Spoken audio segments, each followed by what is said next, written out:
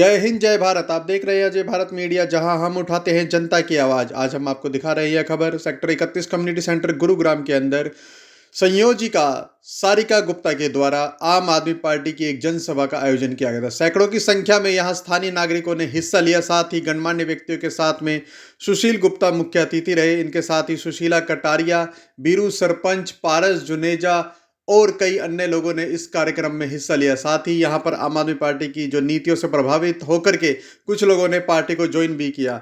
आप देख सकते हैं इस खबर में, जो कि पत्रकार वार्ता भी आयोजित की गई थी सुशील गुप्ता के द्वारा। धन्यवाद। जय हिंद जय भारत। कोई कितना ही बड़ा ताकतवर हो, जब आम आदमी खड़ा हो जाता है सारे चक्कर भी टूट जाते हैं। भाजपा जो मर्जी चक्कर भी रचती रहे, 2024 में से सारे चक्कर भी तबाह है।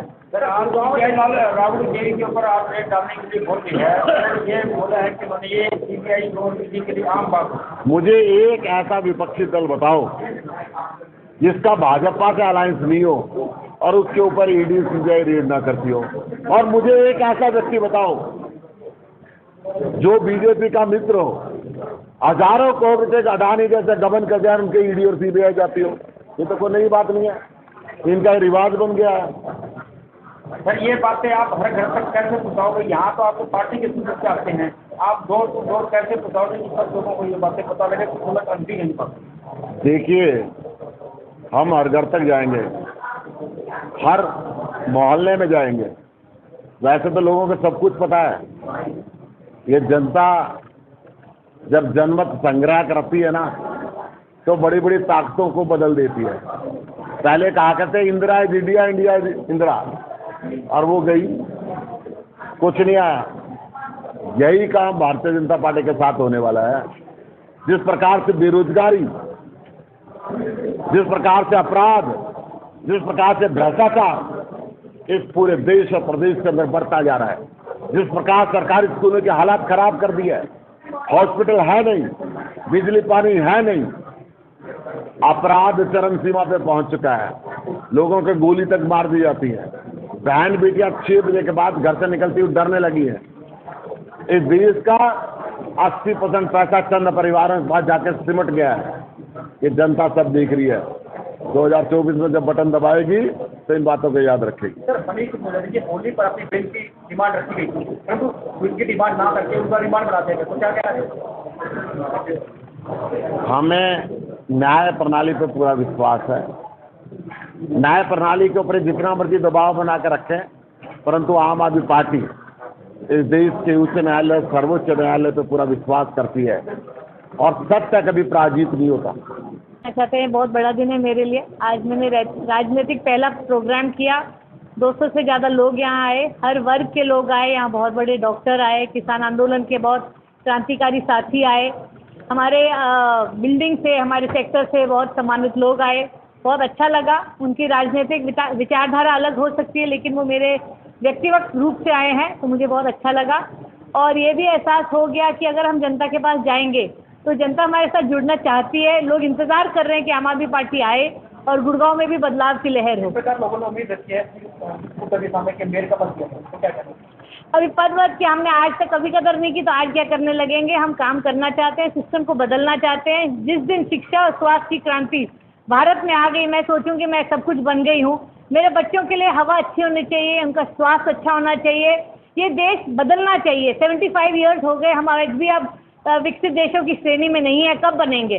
मैं चाहती हूँ हमारी ज़िंदगी में कम से कम हम टॉप 10 कंट्रीज़ में आ जाए। हमारे यहाँ पे आज भी बेरोजगारी इतनी ज़्यादा है, कहने की बात कुछ है और करने की बात कुछ और है। हमारे एयर पोल्यूशन इतना ज़्यादा हाई है, और गुड़गांव में बहुत चीज़ें हैं जिस पे काम किया जा सकता है, जिसमें रॉकेट साइंस की ज़रूरत नहीं है, बहुत ज़्यादा पैसे की ज़रूरत नहीं है।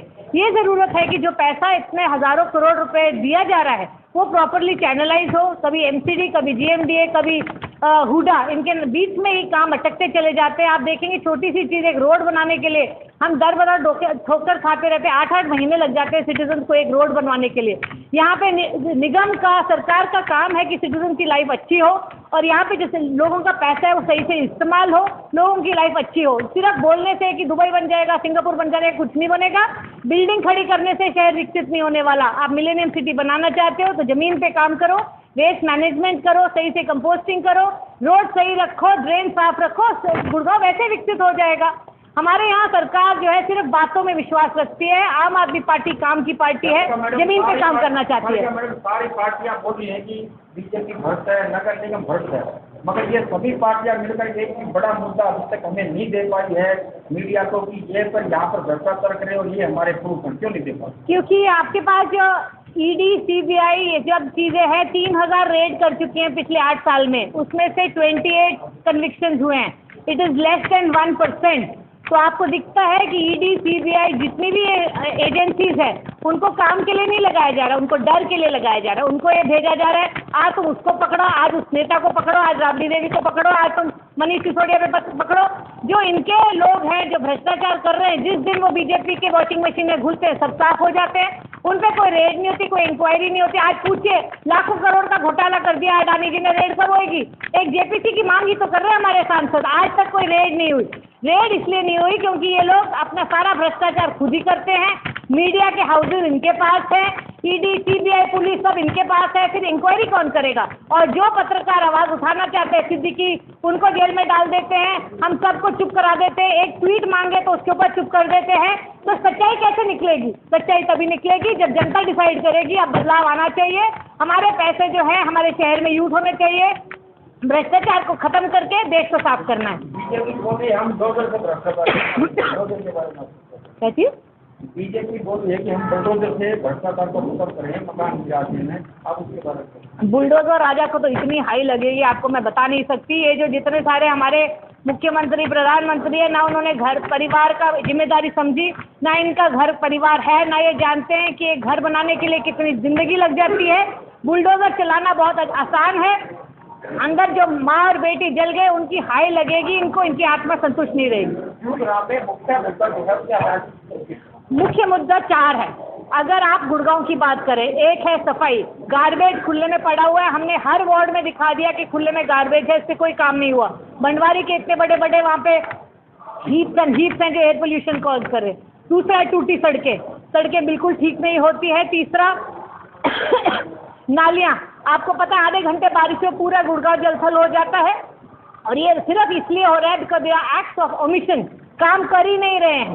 लास्ट मुद्दा है कि यहाँ पे स्ट्रीट लाइट की प्रॉब्लम है, सीसीटीवीज नहीं लगे हुए हैं, सेफ्टी पे बिल्कुल निगरानी नहीं है, और मेन चीज़ जो है ये सब चीज़ की जो जड़ है वो है भ्रष्टाचार। आप भ्रष्टाचार खत्म कर दोगे, जनता का पैसा आने लगेगा, काम ऑटोमेटिक हो जाएगा। नगर निगम का जो चुनाव होंगे उसमें सबसे बड़ा मुद्दा अहम मुद्दे आप बताइए कि ताकि जनता जान जाए हमारे चैनलों के माध्यम से, ताकि लोगों को पता रहे कि ये नगर निगम चुनाव का मुद्दा है।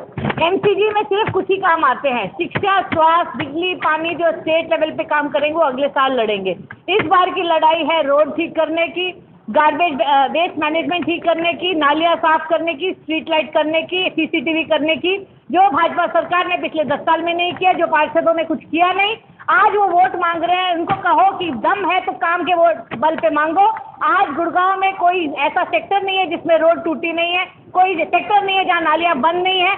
तो ये जो पार्षद जो इन्होंने 10 साल राज किया है, पैसा कमाया, उनको बोलो जनता का पैसा वापस दो, काम करो वरना कुर्सी छोड़ो। गुड़गांव वासियों को यही कहना चाहती है, गुलाल लगाओ, देश को साफ करो और अच्छी एक परिवर्तन दो। एक मौका हमें दे के देखिए।